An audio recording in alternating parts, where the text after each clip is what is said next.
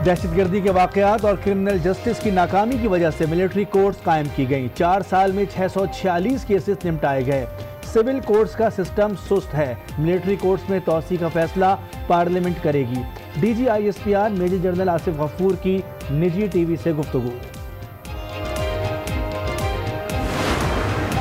फौजी अदालत को ढाल के तौर पर इस्तेमाल किया गया है। This party and the human rights agenda of the People Party will never accept. फौजी अदालतों में तौसी की हिमायत नहीं करेंगे। 18वीं तरमीम का दिफा करेंगे। Chairman People's Party Bilawal Bhutto की ज़ेर सदारत इजलास में बड़ा फैसला। इंतकामी कार्रवाइयों पर चुप नहीं बैठेंगे। PP रहनुमाओं ने प्रेस कॉन्फ्रेंस में वाजे कर दिया। वो इदारे जो 18 अमेंडमेंट के तहत वो सूबों को दिए गए थे, उनमें से कई इदारे वापस लिए जा रहे हैं, उसको हम कंडेम करते हैं। सुप्रीम कोर्ट के फैसले के बाद आई थिंक मजबूरन उनको ये काम करना पड़ा। कोई उन्होंने एहसान नहीं किया पाकिस्तान पीपल्स पार्टी की लीडरशिप पे। हम समझते हैं कि वो 172 लोगों का नाम डालना ही गैर कानूनी अमल था। JIT के हवाले से जो रिकमेंडेशन है वो बहुत खतरनाक रिकमेंडेशन है। कोई इजी नहीं समझे पीपल्स पार्टी में। JIT रिपोर्ट को आप फारिग नहीं समझे, और JIT रिपोर्ट वालों नहीं, उसकी जो कमेटी नहीं, उन्होंने रिकमेंडेड किया था कि ECL में नाम डालने के लिए पहले 172 लोगों का। करप्शन पर कोई समझौता नहीं होगा। पीपल्स पार्टी JIT की सिफारिशात को आसान ना समझे। PTI रहनुमा रमेश कुमार की प्रोग्राम आज राना मुबशर के साथ में गुफ्तगू। हुकूमत के इत्तेहादी नहीं, सिर्फ हिमायती हैं। वसाइल का इख्तियार सूबों को दिया जाए। बलूचिस्तान नेशनल पार्टी के सरबराह सरदार अख्तर मेंगल की प्रोग्राम आज एक्सक्लूसिव में गुफ्तगू। कहते हैं सूबों को एतमाद में लिए बगैर दूसरे ममालिक से मुआहदे हो रहे हैं।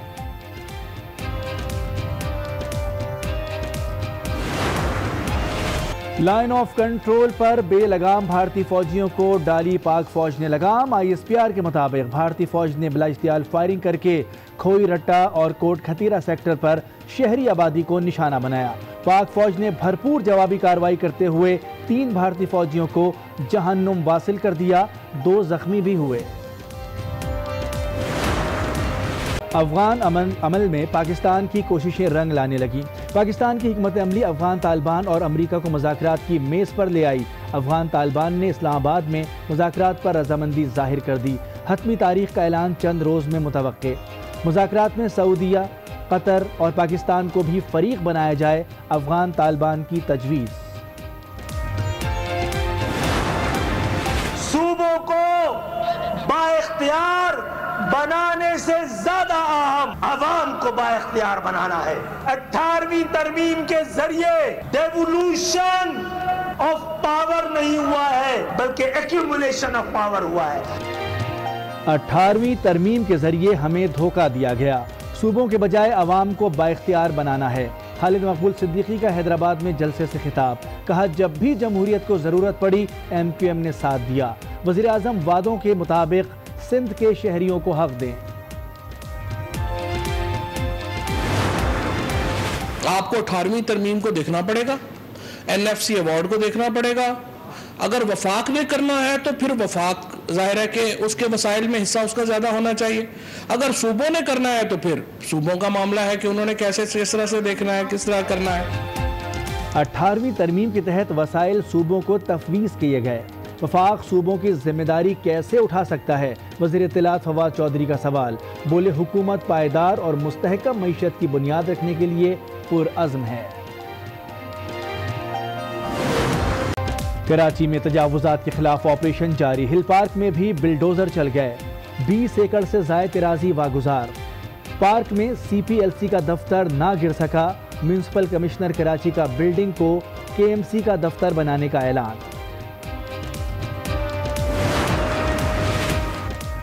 कराची के इलाके औरंगी टाउन में 3 अफराद के कत्ल का मुअम्मा हल। समनाबाद थाने का एहलकार कत्ल में मुलव्विस निकला। जमीन के तनाज़े पर फायरिंग की। लाहौर में एक ही रोज 2 ज्वेलरी शॉप्स का सफाया। पहली वारदात में चोरों ने दुकान लूटी, दूसरी में नौसरबाज खवातीन ने हाथों की सफाई दिखाई। ज्वेलर्स लाखों रुपए के तलाई जेवरात से महरूम।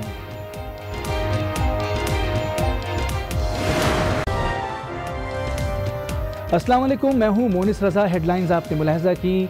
बुलेटिन में सबसे पहले जिक्र करेंगे कंट्रोल लाइन पर भारतीय फौज की एक बार फिर बिला इश्तियाल फायरिंग का। भारतीय फौज ने खोई रट्टा और कोट खतीरा सेक्टर में शहरी आबादी को निशाना बनाया। ISPR के मुताबिक पाक फौज ने मौसर जवाबी कार्रवाई की, जिसके नतीजे में 3 भारतीय फौजी हलाक और 2 जख्मी होने की इत्तलात मिल रही हैं।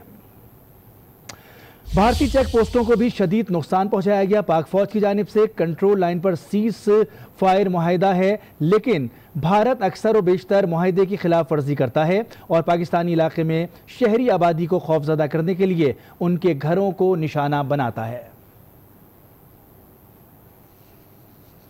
DG ISPR major general Asif Ghafoor का कहना है कि दहशतगर्दी के वाकयात और क्रिमिनल जस्टिस की नाकामी की वजह से मिलिट्री कोर्ट्स कायम की गई। 4 साल में 646 केसेस निपटाए गए। सिविल कोर्ट्स का सिस्टम सुस्त है। मिलिट्री कोर्ट्स में तौसी का फैसला पार्लियामेंट करेगी। निजी टीवी से गुफ्तगू में मेजर जनरल आसिफ गफूर ने कहा कि मिलिट्री कोर्ट्स के क़याम से दहशतगर्दी में नुमायां कमी हुई। पाकिस्तान के क्रिमिनल जस्टिस सिस्टम में बेहतरी की ज़रूरत है। मिलिट्री कोर्ट्स में तमाम कानूनी तकाजे पूरे किए जाते हैं। DG ISPR ने कहा कि मुल्क में दहशतगर्दी की एक लहर थी। 2008 के बाद दहशतगर्दों के खिलाफ ऑपरेशन में तेजी आई। और अब आपको बताएं, अमेरिका और अफगान तालिबान के दरमियान अहम मुज़ाकरात अगले चंद रोज़ में इस्लामाबाद में होने का इम्कान है। तालिबान ने पाकिस्तान के तजवीज़ करदा जवाब में अकेले अमेरिका के साथ मुज़ाकरात से इनकार कर दिया है और सऊदी अरब, कतर और पाकिस्तान को भी बैठक का हिस्सा बनने की तजवीज़ दी है। इस्लामाबाद से देखेंगे नवीद अकबर की रिपोर्ट। सफारती ज़राए के मुताबिक अफगान तालिबान ने अमेरिका के साथ मुज़ाकरात के एक और दौर के लिए पाकिस्तानी तजवीज़ का जवाब देते हुए आमादगी का इजहार कर दिया। तब अफगान तालिबान ने अकेले अमेरिका के साथ बैठने की बजाय शराइत रखते हुए कहा है कि पाकिस्तान, सऊदी अरब और कतर को भी इन मुज़ाकरात में शामिल किया जाए। ये मुज़ाकरात अबू धाबी में चंद हफ्ते कबल मुनक्किद होने वाले दौर। और अब आपको बताएं, फवाद चौधरी का कहना है कि 10 दिन में प्रिंट मीडिया को 9 करोड़ रुपए के इश्तिहारात दिए। CPNE की तकरीब से खिताब में वज़ीर इत्तलात ने कहा कि आज़ाद और ज़िम्मेदार मीडिया रियासत का अहम सुतून है। एडवर्टाइजिंग बजट 86 अरब तक पहुँच चुका है। मीडिया के मामलात के हल के लिए हर मुमकिन मावनत करेंगे। रवा माह इश्तिहारात की मद में प्रिंट मीडिया को 35 करोड़ रुपए दिए जाएंगे। इस पिछले 10 दिनों में हमने PTI ने 9 करोड़ रुपए की एडवर्टीजमेंट सिर्फ प्रिंट मीडिया को जारी की। मेरा ख्याल है कि ये बिल्कुल फ्री, इंडिपेंडेंट और सस्टेनेबल मीडिया। एडवर्टाइजिंग के ओवरऑल बजट को देखेंगे तो जो अब एडवर्टाइजिंग का बजट है वो 86 अरब रुपए के ऊपर पहुंच गया है। एडवर्टाइजिंग जो है वो तकरीबन 1.5-2 बिलियन डॉलर पे चली जाएगी। अगर आप कहते हैं तो हुकूमत आपकी मदद करने को तैयार है। इससे पिछले हफ्ते भी हमने तकरीबन 12 करोड़ रुपए की एडवर्टीजमेंट जारी की है। सो एक महीने में हम तकरीबन समझिए कि 30 से 35 करोड़ रुपया सिर्फ प्रिंट मीडिया को हम एडवर्टीजमेंट जारी कर रहे हैं।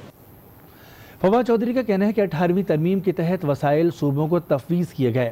तरमीम के बाद वफाक सूबों की जिम्मेदारी कैसे उठा सकता है। वज़ीर इत्तलात ने कहा है कि CPEC मुल्की मईशत में कलीदी अहमियत रखता है। एक्सोन अरबों डॉलर की सरमायाकारी करने जा रहा है। उन्होंने एक्सोन को खातिर ख्वाह मीडिया कवरेज न मिलने का शिकवा भी किया। फवाद चौधरी ने कहा कि हुकूमत पायदार और मुस्तहकम मईशत की बुनियाद रखने के लिए पुरअज़्म है। 18वीं तरमीम के ऊपर कंसेंसस है। 18वीं तरमीम बड़ी अच्छी है, हम भी कह रहे हैं बड़ा ज़बरदस्त है, लेकिन आपने 58% रेवेन्यू डिवॉल्व कर दिया प्रोविंसेस के ऊपर। अब रीजन्स की जिम्मेदारी जो है, जब हमने पैसे सारे सूबों को डिवॉल्व कर दिए हैं तो ये सूबों का कहना कि नहीं खर्चे सारे आपके पुराने रहेंगे, वफाक अपने खर्चे कैसे पूरे करेगा। 58-70% जो है वो सूबों को दे रहे हैं, लेकिन कह रहे हैं कि जिम्मेदारी भी सारी जो है वो वफाक ने लेनी है। आपको 18वीं तरमीम को देखना पड़ेगा, NFC अवार्ड को देखना पड़ेगा। अगर वफाक ने करना है तो फिर वफाक जाहिर है कि उसके वसाइल में हिस्सा उसका ज़्यादा होना चाहिए। अगर सूबों ने करना है तो फिर सूबों का मामला है कि उन्होंने कैसे किस तरह से देखना है, किस तरह करना है। हमारा प्रॉब्लम क्या है, मसलन CPEC हमारी मईशत की इस वक्त एक रीढ़ की हड्डी है। अगर CPEC को हम सपोर्ट नहीं करते हैं, हम अपने पाँव पे कुल्हाड़ी मार रहे हैं। एक्सोन ने 27 बिलियन डॉलर की इन्वेस्टमेंट पाकिस्तान में की है, कोई मीडिया में पता ही नहीं चला किसी को। हमारा मीडिया ने उसको टोटल जो है वो निगलेक्ट किया। पाकिस्तान पीपल्स पार्टी की रहनुमा नाज बलोच का कहना है कि किस बुनियाद पर बिलावल भुट्टो और मुराद अली शाह का नाम ECL पर डाला गया। इंसाफ के लिए अदालतों में जाएंगे। MQM के रहनुमा रऊफ सिद्दीकी बोले सियासी अदम इस्तेहकाम होगा तो मईशत मुतासिर होगी। PTI के रमेश कुमार ने मशवरा दिया कि पीपल्स पार्टी JIT की सिफारिशात को आसान ना समझे, जबकि काफ लीग के कामिल अली आगा ने मौक़िफ़ इख्तियार किया कि इमरान खान की नीयत पर कोई शक नहीं। ये गुफ्तगू हुई आज न्यूज़ के प्रोग्राम आज राना मुबशिर के साथ में। इससे पहले भी इस तरह से केसेस बनाए गए, JITs बनाई जाती रही, यहाँ दौर में JITs बने। डिफेंस का मौका दिए बगैर लोगों के नाम ECL पे डाल देना, एक सिटिंग CM का की सिटिंग चीफ मिनिस्टर का नाम ECL पे डाल देना, और उसके अलावा बिलावल भुट्टो साहब जो कि नेशनल असेंबली के मेंबर और पाकिस्तान पीपल्स पार्टी के चेयरमैन है, उनका नाम ECL पे डाल देना। सवाल उठते हैं ट्रांसपेरेंसी के ऊपर बातें होती हैं, तो हम तो कोर्ट जाएंगे, हम तो कब जाएंगे, हम इंसाफ के लिए और क्या कर सकते हैं। बेहतरीन हल ये था कि पहले दिन जिस वक्त ये हुआ था तो पीपल्स पार्टी और उनकी लीडरशिप है और CM है, इनके लिए कोई मसला नहीं था। फौरी तौर पर जाए ना जाए मुल्क से, फौरी तौर पर सुप्रीम कोर्ट से रजू करते, अपने हक में फ़ैसला लेते और उसके बाद फिर तनकीद बड़ी वजनी भी होती और मानी भी जाती। और ये प्रैक्टिस अगर ये जारी रखेंगे तो फिर हुकूमत चाहे कुछ भी करना चाहेगी, उसके हाथ पांव बन जाते हैं। ख़ासतौर पर जब हुकूमती सतह के ऊपर जब इस किस्म की बातें होती हैं तो उसकी हीट बहुत ज़्यादा होती है,